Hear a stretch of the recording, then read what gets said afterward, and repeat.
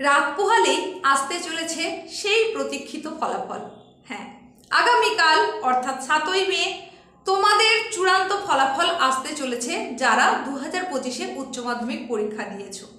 এখন নানান চিন্তা, নানান দুশ্চিন্তা তোমাদেরকে কুড়ে কুড়ে খাচ্ছে। সমস্ত চিন্তা দূরে রাখো। রেজাল্ট ভালো হচ্ছে, প্রতিনিয়ত জানাচ্ছি, বিভিন্ন ভিডিওর মাধ্যমে তোমাদের সেটা জানাচ্ছি, এখনও সেই একই কথাই বলছি। আর কিছু কথা যেটা বলতেই হয় সেটা জানানোর আগে বলি, তোমাদের যে রেজাল্ট বেলা 12:30টায় আসতে চলেছে, যেখানে কিনা মেধা তালিকা প্রকাশ করে দেওয়া হবে, প্রথম 10-এ কারা কারা আছে সেটা জানানো হবে। উচ্চ মাধ্যমিক শিক্ষা সংসদের তরফ থেকে সংসদ সভাপতি চিরঞ্জীব ভট্টাচার্য তিনি অ্যানাউন্স করে দেবেন। উচ্চ মাধ্যমিক সংসদ ভবন থেকেই কিন্তু এটা অ্যানাউন্স করে দেওয়া হবে। আর তোমরা সেই রেজাল্ট দেখতে পাচ্ছ বেলা 2টোর পর থেকে অনলাইনে। কিন্তু এখানেই রয়েছে একটু সতর্কতা। তোমরা হয়তো শুনে থাকবে যে সারা দেশ জুড়ে অ্যালার্ট করা হয়েছে, নোটিফিকেশন জারি করা হয়েছে সেন্ট্রাল গভর্নমেন্টের তরফ থেকে। সেই নোটিফিকেশনে যেটা জানানো হয়েছে, আগামীকাল দেশ জুড়ে চলবে মক ড্রিল। বিভিন্ন কারণে এই মক ড্রিল চলবে। এই মক ড্রিল কি তাহলে তোমাদের রেজাল্টে কোনো রকম ব্যাঘাত তৈরি করবে, কোনো রকম বাধা তৈরি করবে? সেটাই হচ্ছে গুরুত্বপূর্ণ প্রশ্ন। অনেকেই কিন্তু এই প্রশ্নটা করছো, বিভিন্ন ভিডিওতে কমেন্ট সেকশনে এসে তোমরা এটা জানতে চাইছো, এমনকি অভিভাবক অভিভাবিকাগণও কিন্তু এই প্রশ্ন করছেন। দেশব্যাপী এই যে মক ড্রিলের ব্যবস্থা করা হয়েছে তার জন্য বিভিন্ন জায়গাগুলোকে 3টে ক্যাটাগরিতে ভাগ করা হয়েছে, ক্যাটাগরি 1, ক্যাটাগরি 2 এবং ক্যাটাগরি 3। আমাদের রাজ্য অর্থাৎ পশ্চিমবঙ্গ কিন্তু ক্যাটাগরি 1-এর মধ্যে পড়ছে না। পশ্চিমবঙ্গের কিছু কিছু জায়গা ক্যাটাগরি 2 এবং ক্যাটাগরি 3-র মধ্যে পড়ছে। এই 2 এবং 3, ক্যাটাগরি 2 এবং ক্যাটাগরি 3 মিলিয়ে টোটাল রাজ্যের 31টা জায়গা রয়েছে। তার মধ্যে ক্যাটাগরি 2 এর আন্ডারে পড়ছে 24টা জায়গা, আর ক্যাটাগরি 3 এর আন্ডারে পড়ছে 7টা জায়গা। এই সময় কি হবে, মক ড্রিলটা আসলে হবে কি? এই সময়ে একটা হঠাৎ কোনো একটা সময়, দিনের কোনো একটা সময়ে যখনই সাইরেনের শব্দ আসবে, সেই সময় মানুষজনকে ঘরের মধ্যে প্রবেশ করে যেতে হবে। কিছু সময়ের জন্য হয়তো ইন্টারনেট বন্ধ হয়ে যাবে, কিছু সময়ের জন্য ইলেকট্রিক চলে যেতে পারে, আর এই সাইরেনের শব্দ শুনে কিন্তু অবশ্যই দরজা জানালা বন্ধ করে দিতে হবে। সেটা কতটা সময়ের জন্য হবে এরকম কিন্তু কেউই বলতে পারছে না। দিনের কোন সময় হবে সেটাও জানানো নেই, মানে হঠাৎ করে যে কোনো একটা সময় হতে পারে। তো আমি বলবো তোমাদের খুব প্রয়োজন না হলে বাইরে বেরোনোর কোনো দরকার নেই। তোমাদের রেজাল্ট পাবলিশ হবে 7ই মে, এটা ঠিক কথা। সেটা অ্যানাউন্স হচ্ছে সংসদ ভবন থেকে, তার জন্য আলাদা করে বাইরে যাওয়ার কোনো প্রয়োজন নেই। বেলা 2টোর পর অনলাইনে যেটা চেক করতে পারা যায় সেটা মোবাইলে চেক করা যাবে। তো এর সঙ্গে মক ড্রিলের কিন্তু কোনো সম্পর্ক নেই। যে ঘোষণা হবে, চূড়ান্ত ফলাফল যেটা প্রকাশ করা হবে সেটা সংসদ ভবন থেকে করা হবে, তার সঙ্গে মক ড্রিলের কোনো সম্ভাবনা নেই। তাই অযথা প্যানিক করারও কিছু নেই, ভয় পাওয়ারও কিছু নেই। তাছাড়া তোমাদের একদম হার্ড কপি হিসেবে তোমরা যে মার্কশিট সার্টিফিকেট পাবে সেটাও কিন্তু পাবে 8ই মে, অর্থাৎ পরের দিন স্কুল থেকে পাবে। তাহলে তোমাদের কোনো কারণেই কিন্তু বাইরে বেরোনোর খুব একটা প্রয়োজন নেই। খুব প্রয়োজন না হলে বাইরে বেরোনোর দরকারও নেই। আশা করি মক ড্রিল সংক্রান্ত তোমাদের মধ্যে যে ধরনের সংশয় তৈরি হয়েছিল, দুশ্চিন্তা তৈরি হয়েছিল, সেটা আমি দূর করতে পারলাম।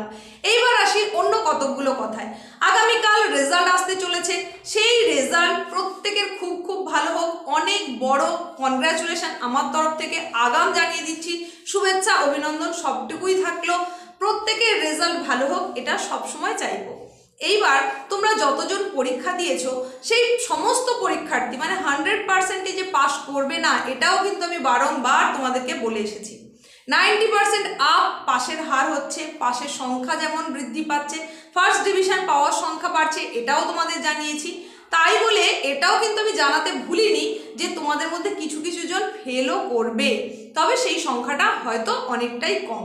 5 লাখ সামথিং তোমরা এবারে পরীক্ষা দিচ্ছ, সেখানে হয়তো দেখা যাবে 50 থেকে 60,000 জন মতো ফেল করবে। তার পিছনে বহু কারণ রয়েছে। অনেকেই আছো কিছু লেখনি, খাতা এমনি জমা দিয়ে এসেছো, সাদা খাতা জমা দিয়ে এসেছো, আবার কিছু দেখা যাবে শুধু প্রশ্ন তুলে জমা দিয়ে চলে এসেছে। অনেকে হয়তো বিভিন্ন অসৎ উপায় অবলম্বন করতে গিয়ে তাদের খাতাটা আরে হয়েছে। সংসদের তরফ থেকে এটা কিন্তু জানিয়ে দেওয়া হয়েছে, প্রায় 500 থেকে 600 জন স্টুডেন্টের খাতা কিন্তু আরে হয়েছে, সংখ্যাটা নেহাত কম নয়। তো এই সমস্ত কারণে অনেকগুলো খাতা যেগুলো কিনা রেজাল্টটা খারাপ হবে। তো রেজাল্ট যাদের ভালো হচ্ছে সে তো খুবই ভালো, যাদের রেজাল্ট খারাপ হবে, কোনো একটা বা দুটো সাবজেক্টে কম নাম্বার আসবে বা ধরো ফেল করে গেলে, তাহলে যদিও এটা কাঙ্ক্ষিত নয়, আমি এটা সম্ভাবনার কথা বলছি, তাহলে সেই রেজাল্টটাকে কিন্তু তোমাকে মেনে নিতে হবে। পরীক্ষা তুমি যেমন দিয়ে এসেছো সেই অনুযায়ী তোমার রেজাল্ট হবে। তুমি যদি তার থেকে অনেকটাই বেশি আশা করে ফেলো তাহলে তো মুশকিল। গ্রেস নম্বর পেয়েও কিন্তু বহুজন পাস করছে, সুতরাং তোমার রেজাল্টও ভালো হবে।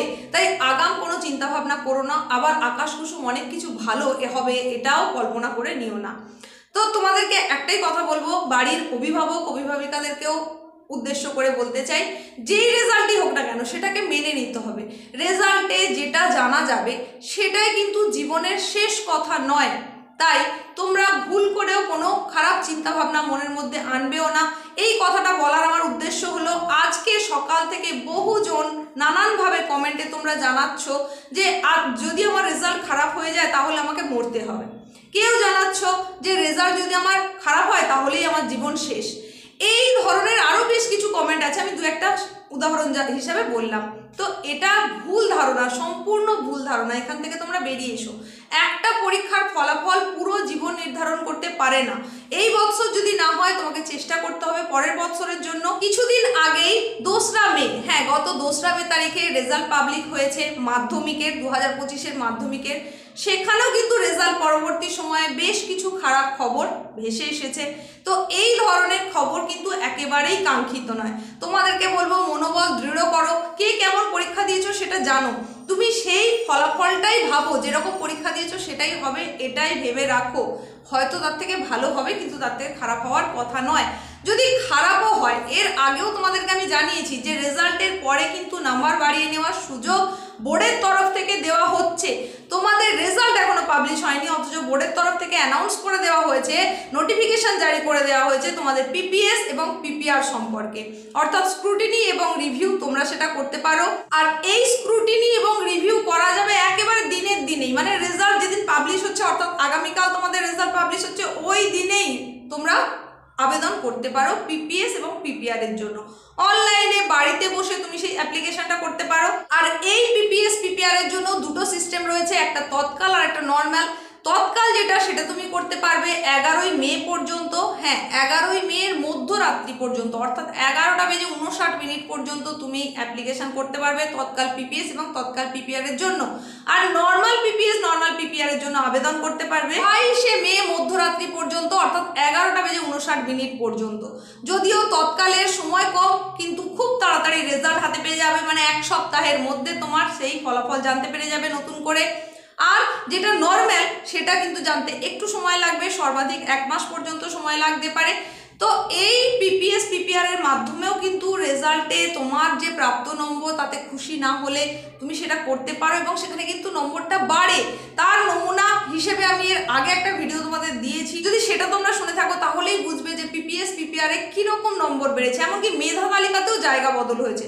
তাই ভেঙে পড়ার কিছু নেই, বারবার বলছি ভেঙে পড়ার কিছু নেই। যেই রেজাল্টই হোক না কেন সেটা তোমাকে মেনে নিতে হবে, কোনো খারাপ চিন্তা মাথায় আনবে না। একটা কথা মাথায় রাখবে, যে বাবা মা অনেক কষ্ট করে তোমাকে এতদূর পর্যন্ত এগোতে সাহায্য করেছেন তাদের কথা মাথায় রেখে কোনো খারাপ চিন্তা ভাবনা মাথায় আনবে না। আজ হয়নি, পরের বারে হবে, তারপরেও যদি না হয় তারপরেও হবে। একাধিকবার সুযোগ থাকবে তোমার কাছে, কিন্তু এটা যদি জীবনটা যদি শেষই হয়ে যায় কোনো সুযোগে কিন্তু তোমার জন্য আর থাকবে না। আর জীবন মানেই চ্যালেঞ্জ, তোমাকে সেই চ্যালেঞ্জটা অ্যাকসেপ্ট করতে হবে। জীবনের চলার পথে অনেক বাধা বিপত্তি আসবে, সেখানে হয়তো বর্তমানে একটা বাধা এসে গেছে রেজাল্ট, পরে যে কোনো বাধা আসবে না তার কোনো মানে নেই, কিন্তু সেই বাধাটাকে দূরে সরিয়ে রাস্তাটাকে অতিক্রম করাটাই হচ্ছে আসল বীরের মতন কাজ। তো আমি চাইবো তোমরা অবশ্যই সেই কাজটা করবে। আবারও একবার বলি, মক ড্রিলের জন্য তোমাদের রেজাল্টের ওপর কিন্তু কোনো প্রভাবই পড়বে না, তাই তোমরা নিশ্চিন্তে থাকো।